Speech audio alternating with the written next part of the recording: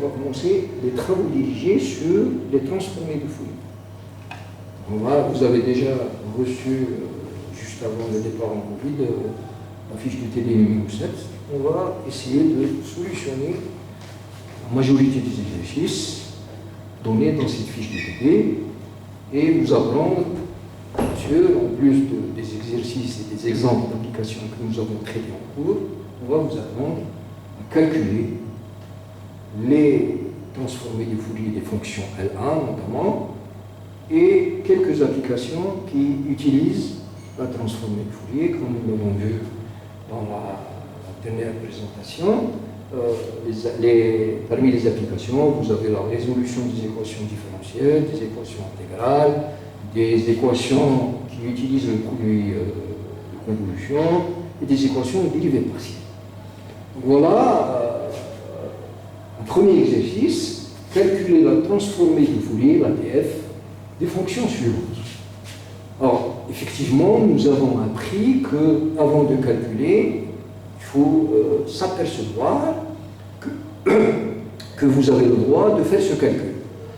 Pour cela, il faut utiliser la condition suffisante d'existence de la transformée de Fourier, qui est le fait que la fonction doit être une fonction de L1. On sait pertinemment que exponentielle moins a module de x est une fonction de L1. Ça, c'est un calcul que nous avons déjà fait, que nous avons utilisé à plusieurs reprises dans les applications du cours, et on a même calculé la transformée de Fourier de cette fonction, et je vous ai dit que c'est une transformée de Fourier usuelle à connaître, à avoir en tête. C'est exactement la racine de 2 sur pi, a sur a2 plus xi. Voilà la transformée de Fourier de la fonction exponentielle moins a, valeur absolue de x, sur, ici, on prend a strictement positif. Alors, si je regarde cette deuxième fonction, alors c'est quoi d'abord, il s'agit bien d'une fonction L1, parce que mon module, ça c'est un nombre complexe. Le module de exponentielle moins a, valeur absolue de x, exponentielle moins i alpha de x. Alpha, c'est un nombre réel. Donc là, c'est a est positif et alpha, c'est un nombre réel. Donc ce module, c'est exponentielle moins a, valeur absolue de x. Alors si cette fonction est dans L1, ce module, il est intégrable, ça veut dire que ça implique que la fonction exponentielle moins a module de x, exponentielle moins i alpha x, est aussi une fonction de L1. D'accord? Si elle est dans L1, ça veut dire qu'elle admet, qu'elle possède, et vous avez le droit de calculer sa transformée de Fourier. Alors, par définition, c'est quoi la transformée de Fourier de cette fonction? Exponentielle moins i alpha de x. Alors ça, c'est, par définition, c'est 1 sur la racine de 2pi, coefficient de normalisation, intégrale de moins l'infini à plus l'infini. Vous prenez votre fonction exponentielle moins a, valeur absolue de x, exponentielle moins i alpha x, exponentielle moins ixi, et vous intégrez par rapport à x. Okay? Alors, ce que je peux faire à l'intérieur de cette intégrale, c'est que ça donne 1 sur racine de 2pi, a, l'intégrale de moins l'infini à plus l'infini, exponentielle moins a, valeur absolue de x, et là, je rassemble les deux exponentielles complètes. Savez-vous que vous devriez savoir que exponentielle, par exemple, grand A fois exponentielle grand B, c'est l'exponentielle de la somme de A avec B. Donc ça, c'est exponentielle. Donc moins i alpha x moins ixi, je remarque que j'ai un moins ix en facteur. Donc je le mets directement, donc moins ix, à ce qui me reste, c'est alpha, bien xi, plus alpha. Et j'intègre tout cela par rapport à x. Donc là, cette dernière expression n'est que la transformée de Fourier de cette fonction, mais non pas en xi. En fait, c'est en xi plus alpha, d'après la définition de la transformée de Fourier. Donc ça, c'est f de cette fonction qui est exponentielle moins a, valeur absolue de x, que vous devriez calculer en xi plus alpha. Or, cette transformée de Fourier, vous la connaissez, elle est là, sa valeur, ça donne racine de 2 sur pi A sur A2. Au point xi, vous mettez le xi carré, au point xi plus alpha, vous mettez xi plus alpha, le tout au carré. Donc voilà un premier calcul simple qui utilise directement 2 choses. Ça utilise la transformée de Fourier de cette fonction exponentielle, qui est une fonction usuelle, et elle utilise aussi la définition de la transformée de Fourier pour faire apparaître ce terme xi plus alpha plus alpha. Alors je passe à la deuxième fonction qui va aussi utiliser la valeur de la transformée de Fourier de l'exponentielle. Alors cette deuxième fonction, c'est exponentielle f de exponentielle moins a à l'ordre absolu de x, cosinus de x. Alors bien sûr, cette fonction est une fonction L1 pour la même raison que tout à l'heure, hein, puisque ça revient finalement à intégrer cette exponentielle qui est une fonction L1. Donc vous avez le droit de calculer cette transformée de Fourier. Alors là, je peux utiliser la chose suivante. Je peux utiliser le fait suivant, c'est que je peux calculer les 2 exponentielles en même temps. Alors si je calcule, si je considère exponentielle i x, alors ça c'est la formule de l'air, exponentielle i x complexe, je vous rappelle, c'est cosinus x plus i sinus x.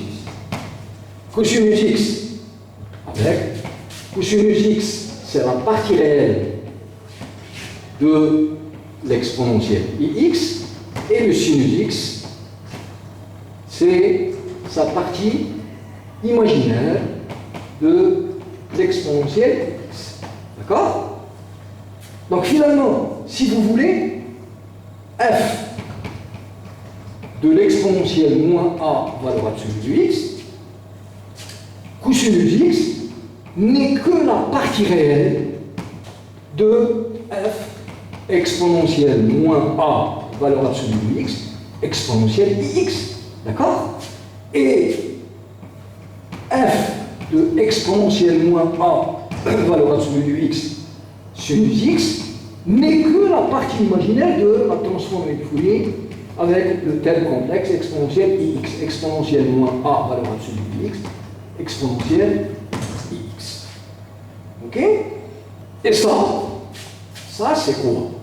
Alors si je calcule la transformée de Fourier, je le fais à côté, si je calcule la transformée de Fourier de l'exponentielle moins a valeur absolue de x fois exponentielle x.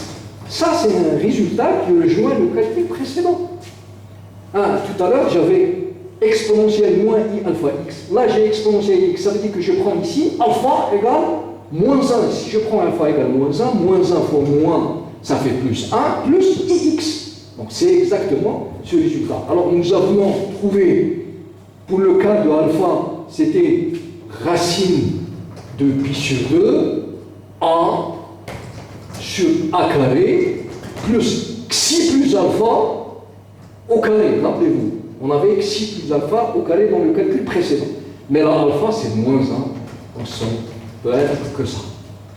D'accord? Et donc ça, c'est la transformée de Fourier de ce produit. Donc si vous voulez la transformée de Fourier de exponentielle moins a valeur absolue de x cosinus x, vous devriez prendre la partie réelle de ce terme. Or ça, c'est un nombre réel. Sa partie réelle, c'est lui-même. Donc c'est la racine. C'est pas pi sur 2, mais c'est 2 sur pi. Faire attention. 2 sur pi, a sur a2, plus xi moins 1 tout au carré. Or, puisque cette quantité est réelle, vous n'avez pas une partie imaginaire. Donc ça veut dire que la transformée de Fourier avec le sinus, qui est la partie imaginaire de cette quantité, elle n'existe pas, donc la partie imaginaire est forcément nulle. F de exponentielle moins a, valeur absolue de x, sinus x, c'est exactement 0. Voilà un résultat qui découle directement de la formule de l'air et du calcul précédent que nous avons fait sur exponentielle moins a modulo de x, exponentielle moins i alpha x. Alors, on continue toujours dans le calcul des transformés de Fourier. Donc, j'efface. Et on vous demande de calculer toujours la transformée de Fourier des fonctions suivantes, qui sont 1 sur A2 plus x. Calculer. Ensuite, calculer celle de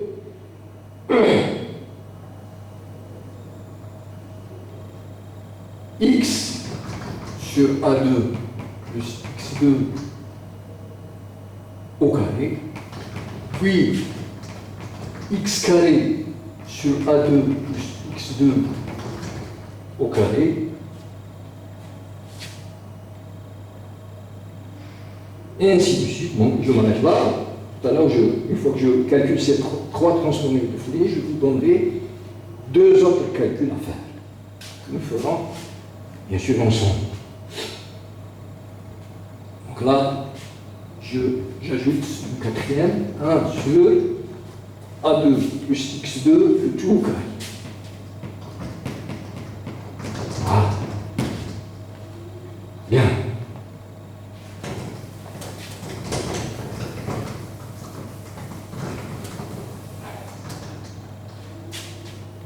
Alors, on va commencer par celle-là.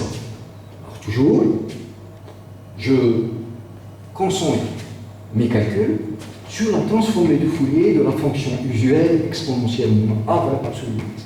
C'est ce calcul qui fait apparaître un terme de ce type. Alors ça, c'est pour xi, nous avons dit que c'est racine de pi sur 2, a sur a2 plus xi. Vous voyez que ce terme-là, cette fraction rationnelle apparaît dans ce calcul de la transformée de Fourier de l'exponentielle moins a, valeur absolue de x. Alors, qu'est-ce que je fais? Je vais utiliser la formule de réciprocité que je vous ai donnée hier. Alors, la formule de réciprocité, qu'est-ce qu'elle dit?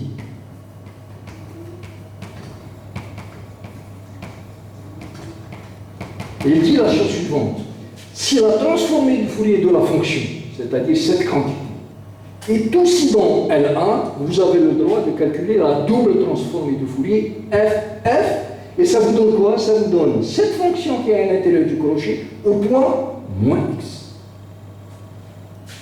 Effectivement, là j'ai ff, c'est cette quantité, ça appartient à L1 de L. Pourquoi? Parce que si vous vous rappelez, dans la précédente vidéo, j'avais calculé l'intégrale de cette expression et j'avais trouvé une arctangente qui a donné une valeur finie. Ça veut dire que la fonction est dans L1. L1 par rapport à la variable xi. Alors, si, puisque j'ai cette condition qui est satisfaite, j'ai le droit de calculer f de exponentielle moins a valeur absolue de x. Donc celle-là en xi, l'autre transformée de Fourier va vous ramener en x. Alors ça, par cette formule de réciprocité, c'est exactement la fonction à l'intérieur du double transformé de Fourier, exponentiellement a au point moins x, c'est-à-dire, puisque vous avez une valeur absolue, c'est-à-dire exponentiellement a valeur absolue x. Ok? Donc finalement, f, si je remplace f de exponentiellement à x par ce crochet-là, j'ai racine, attention, c'est toujours 2 sur pi, et non pas sur 2 sur pi, a sur a2 plus xi2, à calculer mon x, c'est exponentielle moins a, valeur absolue de x. Et à partir de cette équation, je peux calculer donc, f, puisque la transformée de Fourier est linéaire, ce terme constant, je peux le faire sortir du signe f, ainsi que la constante a, donc f de 1 sur a2 plus xi2 en x, c'est quoi? Donc vous allez diviser par racine de 2 sur pi, là ça sera racine de pi sur 2, vous divisez par ce terme, 1 sur a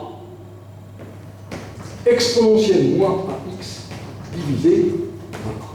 Voilà la transformée de Fourier de cette fonction fractionnelle 1 sur a2 en xi, si vous voulez utiliser la variable x, eh ben on va échanger les rôles de x et xi. Là où il y a xi, on met x, là où il y a x, on met xi. Eh bien, kiff f de 1 sur a2 plus x2 en xi. Donc, vous voyez, j'ai échangé x avec xi, c'est racine de pi sur 2 exponentielle moins a module de xi divisé par a. Ok? Alors, maintenant je passe à la deuxième fonction. X sur a2 plus x2, le tout. Alors, la différence entre la première et la deuxième fonction, c'est que cette fonction utilise la fraction 1 sur a2 plus x2, mais avec un carré, et au numérateur un x. Mais toujours le carré d'une fraction nous rappelle un peu la dérivée de la fraction. C'est-à-dire que si je calcule 1 sur a2 plus x2 prime dérivée de cette fraction rationnelle. Alors ça me donne quoi? F' c'est 0 fois g, moins 1 fois g' par rapport à x, ça fait 2x sur a2 plus x2, le tout au carré. Or ça vous donne le terme x sur a2 plus x2, hein, c'est au carré, c'est le terme pour lequel vous voulez calculer votre transformée de Fourier. Ça fait quoi? Ça fait, alors il y a un moins ici, il ne faut pas l'oublier, ça fait moins 1 demi fois, je le mets à côté, ça fait moins 1 demi fois c dérivé 1 sur a2 plus x2, le tout prime. D'accord? Donc finalement, la transformée de Fourier de x sur a2 plus x2 au carré, ce n'est que la transformée de Fourier de moins 1 demi, qui est une constante, je peux la faire sortir dès maintenant, de 1 sur a2 plus x2, le tout prime. Donc ça fait moins 1 demi fois la transformée de Fourier de la dérivée. Or, nous avons une formule établie précédemment au cours sur la transformée de la dérivée d'une fonction. Puisque la transformée de Fourier échange la dérivée en un produit par le monom xi, en fait par le monom xi. Donc ça, ce n'est que moins 1 demi xi f de 1 sur a2 plus x2, le tout calculé en xi. Or cela, je l'ai calculé tout à l'heure, donc ça fait moins racine de pi sur 2, hein, voilà, ce calcul il est là, exponentielle moins a module de xi, divisé par le 2, le moins 1 demi, et le a divisé par 2. Voilà, donc ici, si vous voulez, j'ai utilisé la formule suivante. J'ai utilisé, en utilisant la formule f de f dérivée m fois la transformée de Fourier de la dérivée d'ordre m d'une fonction f n'est que, en xi bien sûr, n'est que i xi, le tout puissance m, f de f en xi. Voilà, pour m égale 1, vous avez xi fois la dérivée, fois la transformée de Fourier de la fonction, ce qui a permis d'établir ce calcul facile.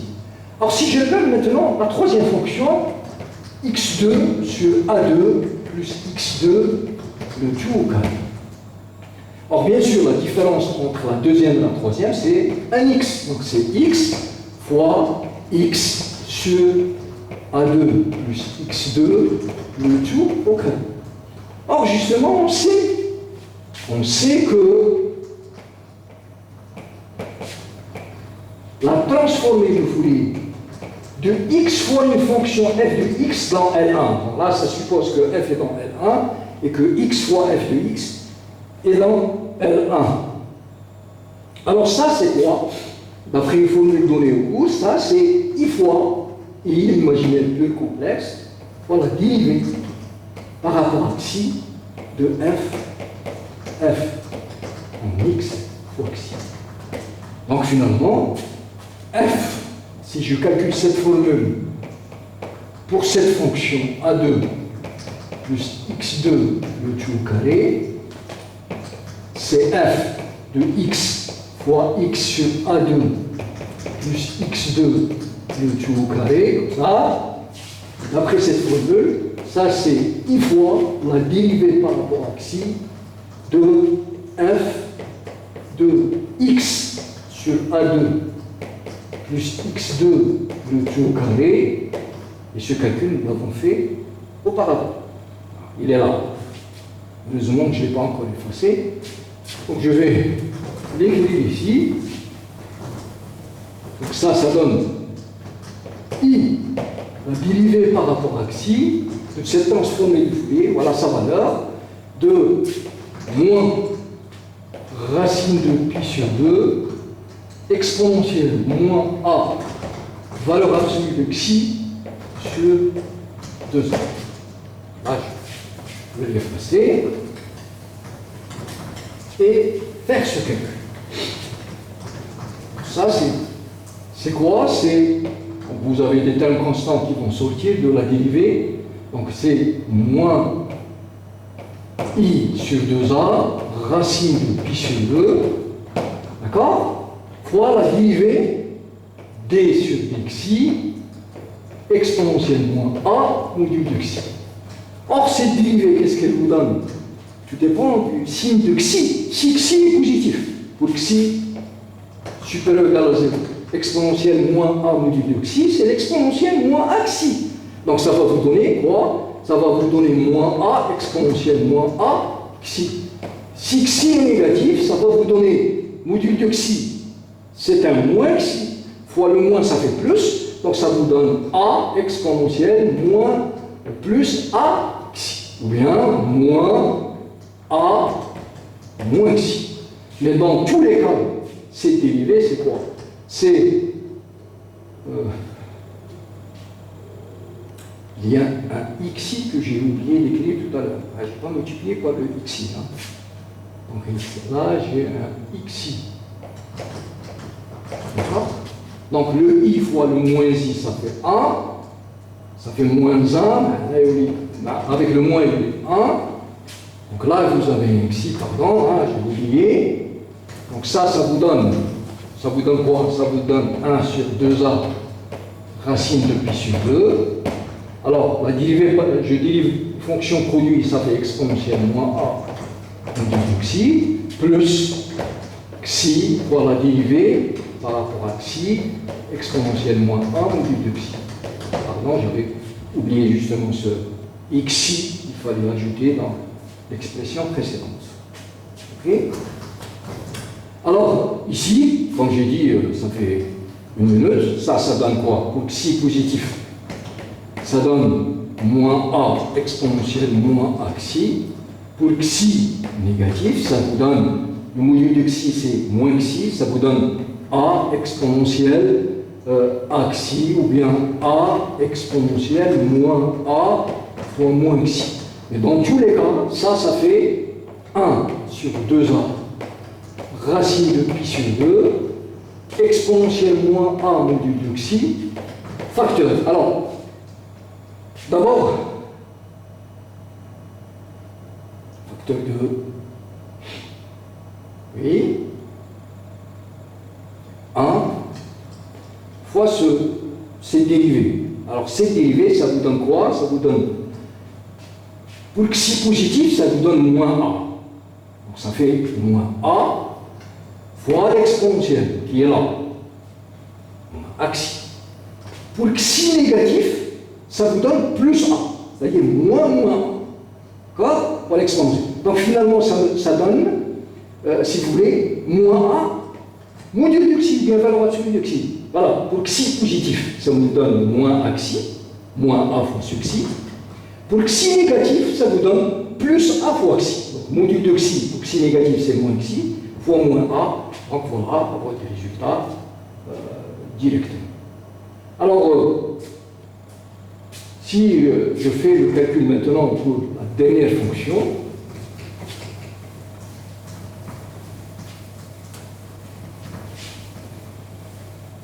alors pour la dernière fonction, 1 sur A2 plus x2, le tout au carré. Alors je vais justement essayer d'écrire cette fonction en fonction des fonctions précédentes. Alors je peux écrire, il y a un carré, je peux écrire 1 sur A2 plus x2 et voilà, celle-là m'intéresse, x2 sur A2 plus x2 le tout au carré. Alors pourquoi j'ai mis là x2? Parce que vous avez dans le dénominateur A2 plus x2. D'accord? Je mets un x2 et j'essaie de réduire au même dénom. Si je réduis au même dénom, qu'est-ce que j'aurai? J'aurai A2 plus x2, puisque dans le numérateur de la fraction qui est à gauche, j'ai 1, donc il faut mettre un moins ici. Pourquoi? Parce que en réduisant même le dénominateur, vous allez multiplier par A2 plus x2, A2 plus x2 moins x2, ça fait A2, et vous avez 1, donc il suffit de diviser par A2. D'accord? Voilà, vous pouvez confirmer ce que je viens d'écrire. Réduisez au même dénominateur, vous aurez à multiplier par A2 plus x2, vous aurez A2 plus x2 moins x2, ça fait A2.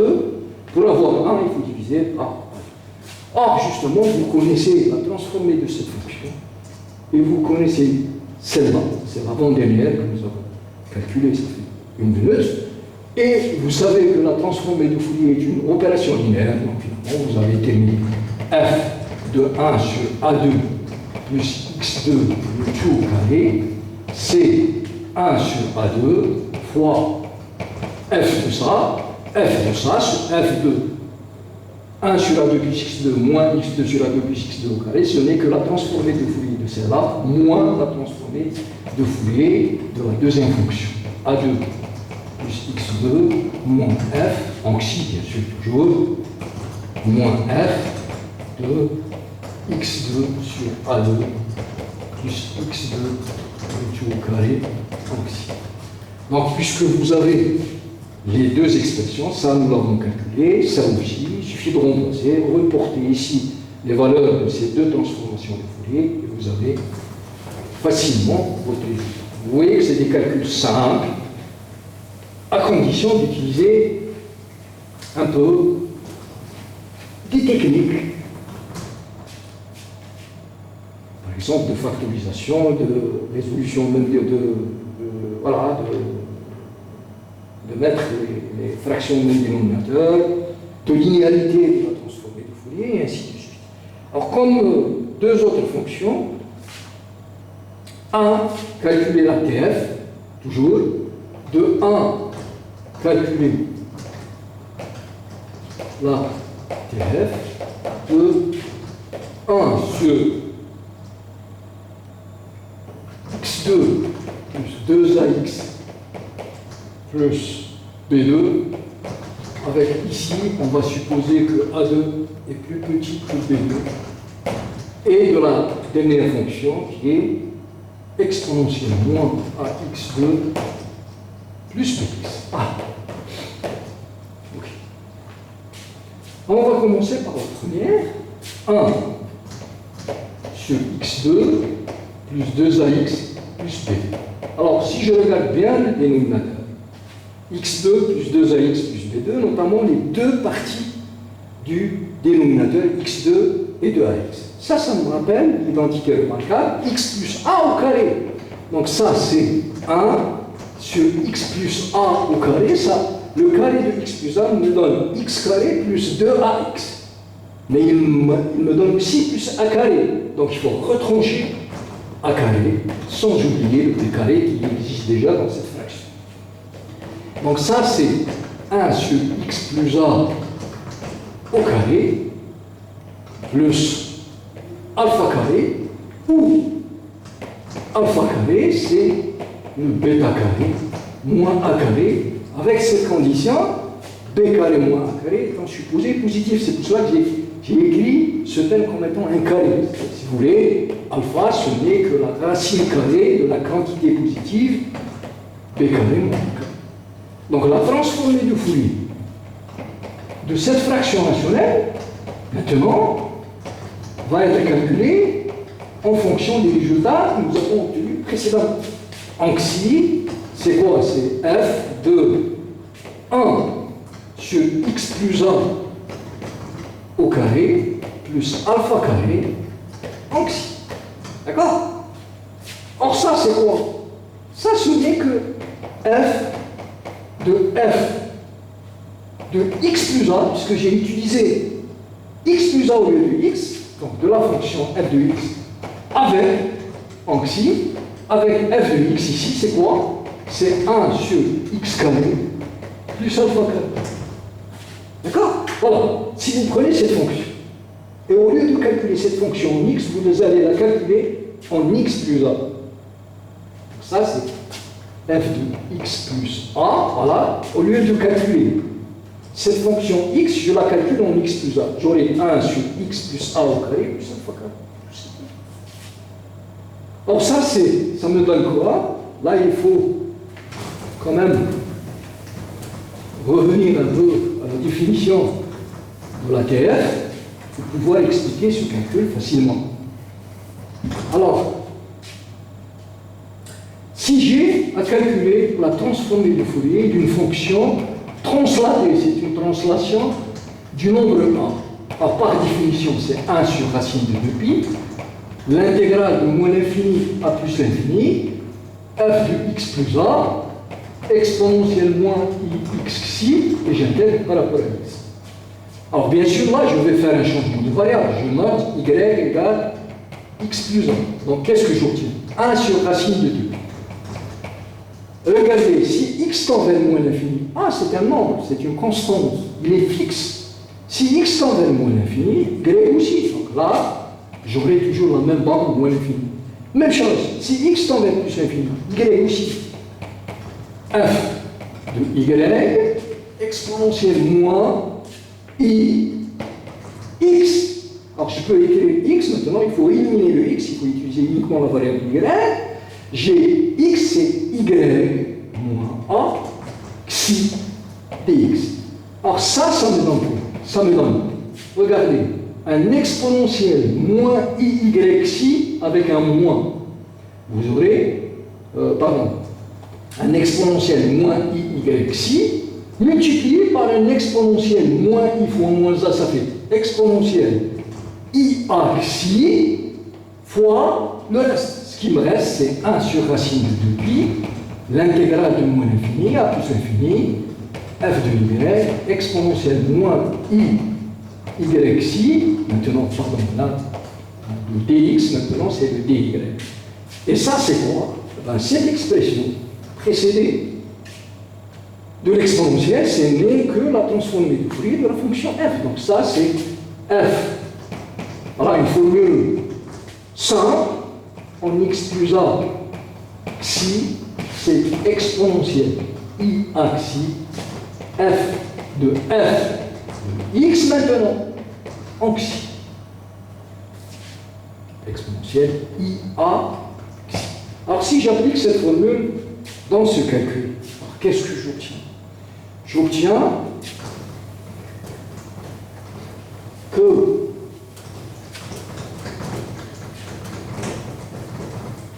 f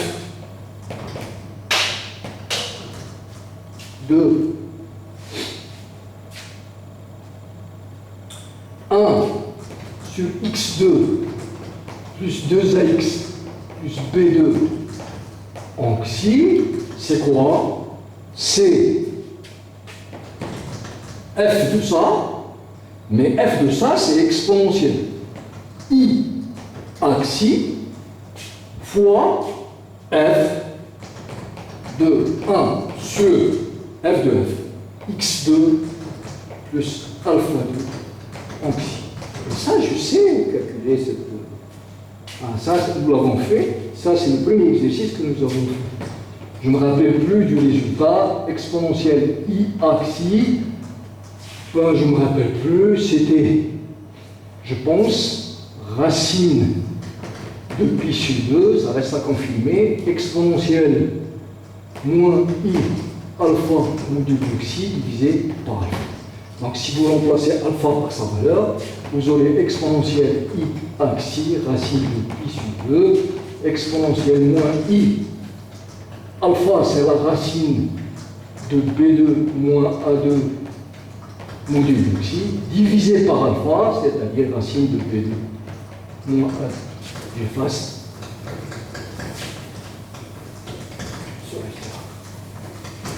Voilà notre calcul.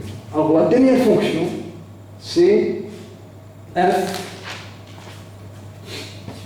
de exponentielle moins ax carré moins bx. Ça, plus bx. Ok. Bien sûr, ici, on suppose que a est positif et b, c'est une constante réelle quelconque. Alors là aussi, ça rejoint un peu les calculs précédents. Ça, c'est égal à f de exponentielle moins ax carré fois exponentielle bx en xi. Alors, si j'applique ma définition, on applique la définition et on verra. Ça, c'est 1 sur racine de 2pi, l'intégrale de moins l'infini à plus l'infini. De quoi? De l'exponentielle moins ax carré, exponentielle bx, exponentielle moins ix xi à intégrer par x. Alors je vais rassembler ces deux exponentielles. Ça fait 1 sur racine de 2pi, l'intégrale de moins l'infini à plus l'infini, de exponentielle moins a x carré, et là vous aurez exponentielle. Alors moins, il y a un facteur commun qui est le x, moins ix. Donc vous aurez xi, et là, vous aurez moins IB. Alors, je vais confirmer ce truc-là. Moins IXI, je l'ai. Moins IX. Donc là, c'est plus I. Pourquoi? Parce que vous allez avoir moins I fois plus I, ça fait moins I carré. Or, le I carré, c'est moins 1 fois le moins, ça fait A. X fois B, vous l'avez ici. Donc finalement, ça c'est quoi? Réellement, c'est quoi? Ça, ce n'est que la transformée de Fourier. De quoi? De la fonction qui est là, exponentielle moins a x carré, mais ce n'est plus calculé en xi, mais en fait en xi plus ib. À calculer à peu près en xi plus i fois b. Donc, on effaçons à côté, on va écrire le résultat final, parce que je sais calculer, nous l'avons déjà fait, et nous savons quelle est la transformée de Fourier de la gaussienne exponentielle moins ax carré. Donc ça, or, f de exponentielle moins ax carré, je vous ai dit que ça c'est un résultat classique qu'il faut avoir en tête, c'est 1 sur la racine de 2a exponentielle moins xi carré sur 4. Donc, si vous remplacez ce résultat ici, qu'est-ce que vous aurez? Vous aurez f de exponentielle moins ax2 plus bx en xi. C'est f de l'exponentielle, c'est cette quantité, mais au lieu de la calculer en xi, vous devez la calculer en xi plus ib. Donc, c'est 1 sur racine de 2a, exponentielle moins xi carré, moins xi plus ib de tout au carré, divisé par 4. Voilà votre résultat. Vous pouvez l'arranger en développant ce carré, sinon on peut le laisser exactement sur cette forme-là, et ça marche. Ok? Donc ça, c'est l'exercice 3 de votre fiche télé numéro 7. Alors on va traiter maintenant l'exercice numéro 4. Toujours, vous voyez que finalement, c'est juste la définition de la transformée de Fourier, ainsi que quelques propriétés de cette transformée de Fourier que nous utilisons pour résoudre nos exercices. Alors, exo 4, de la fiche de théorie, bien sûr, je vous donne une fonction f de x égale 1 moins x carré si la valeur absolue de x est 0, sinon il y a si les valeurs absolues de x c'est le cas. Alors, première question, trouver f de f. On va faire ce calcul facilement. Et avant de trouver la transformée de Fourier de f, on est obligé de voir si cette fonction est dans L1 ou non. Alors, d'abord, essayons de tracer cette fonction. Donc, vous voyez que c'est une parabole. À cause du moins, c'est une parabole dirigée vers le bas. Donc, vous avez deux points à mentionner sur votre droite réelle, qui sont le moins 1 et 1. Alors, au-delà de ces deux points, la fonction est nulle. Et à l'intérieur, c'est 1 moins x carré. Par exemple, au point moins 1, vous avez moins 1 au carré, 1 moins 1, ça fait 0. Et au point 1, kiff, 1 moins 1, ça fait 0. Et vous avez une parabole dirigée vers le bas. Donc, pour x égale 0, c'est 1. Donc, elle fait à peu près ça. Et elle continue. Vous voyez que voilà votre fonction f de x. C'est ça ma fonction. Alors si une fonction f est dans L1, 1, car l'intégrale de moins l'infini à plus l'infini, valeur absolue de f de x, dx, c'est, bon, si vous êtes dans moins l'infini, à moins 1, vous allez intégrer 0.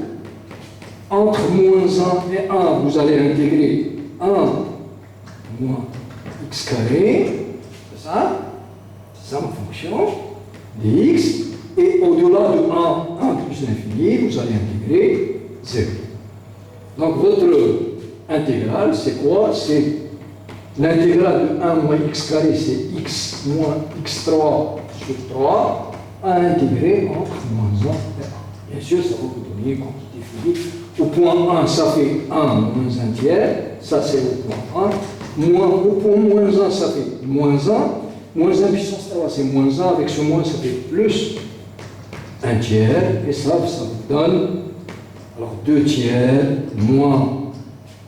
Alors moins 3 tiers plus 1 tiers, ça fait moins 2 tiers plus 2 tiers. Et le tout, c'est 4 tiers. Donc c'est une quantité finie, ça veut dire que votre fonction est bien dans L1. Et alors, calculons sa transformée de Fourier. F de f de x en xi. Il faut qu'on fasse un petit peu correct, pas oublier les termes. Alors c'est par définition, je regarde la suite des questions, oui. Alors, oui. Avant de faire ce calcul, je remarque que f est pair. Vous voyez que c'est une fonction dont le graphe est symétrique par rapport à l'axe des y. Ça veut dire que votre fonction est paire. Et on sait que si la fonction est paire, f de f est paire. Et c'est une TF, transformation de Fourier, cosinus. Parce que la partie en sinus, c'est une partie impaire. Et l'intégrale sur un intervalle symétrique d'une fonction impaire, c'est 0. Donc il nous restera uniquement le cosinus. Donc f de x en xi, c'est racine, revenez au cours, hein, de 1 sur racine de 2 pi fois 2, c'est racine de 2 sur pi, l'intégrale de 0 à plus infini, f de x, cosinus x xi, que vous intégrez par rapport à x. Ok? Et ça va donner quoi? Donc il suffit de remplacer. Ça, c'est racine de 2 sur pi, entre 0 et plus l'infini, vous allez intégrer de 0 à 1, et vous intégrez de 1 à plus l'infini. Si vous êtes dans 1 plus l'infini, la fonction de est l'intégrale minime. Donc ça va vous donner f de x, c'est 1 moins x carré, cosinus xi dx. Donc ça va donner racine de 2 sur pi. Directement, j'ouvre la collade. C'est quoi l'intégrale du cosinus? C'est sinus par rapport à x. Xi divisé par xi, bien sûr. Parce que si je dérive par rapport à x le sinus xi, ça me donne xi. Cosinus xi divisé par xi, ça me restera cosinus xi. À calculer entre x égale 0 et 1, bien sûr, moins l'intégrale de 0 à 1 de x carré. Et là, fois le cosinus. Et là, vous voyez que vous êtes obligé de calculer cette intégrale en utilisant l'intégration par partie. Pour cela, j'écris cosinus xi comme étant sinus xi divisé par xi prime dx pour faire apparaître directement l'intégration par partie. Et ça va nous donner quoi?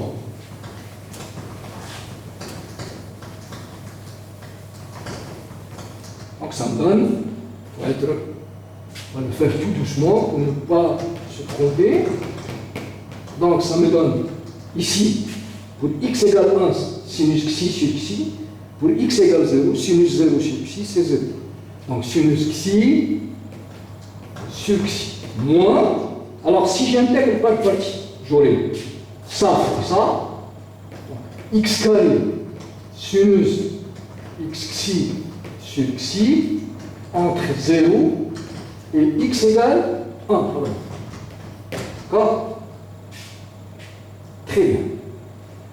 Moins par moins, ça fait plus l'intégrale de 0 à 1. La dérivée, je vais la transposer sur x carré, ça me donne 2. X, je peux même faire sortir sur xi, 2 sur xi, puisque j'intègre par rapport à x.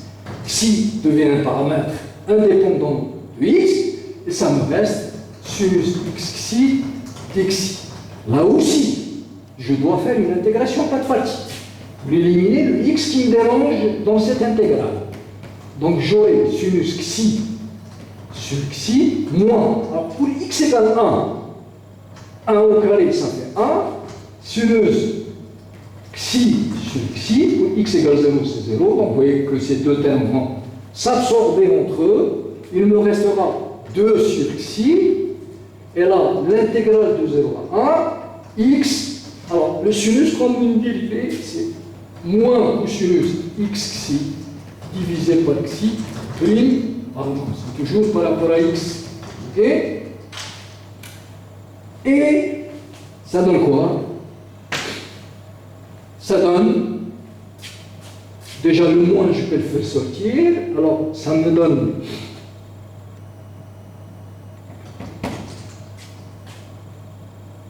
oui, la racine. Oui. Racine 2 sur xi, je fais sortir sur xi, racine de 2 sur pi.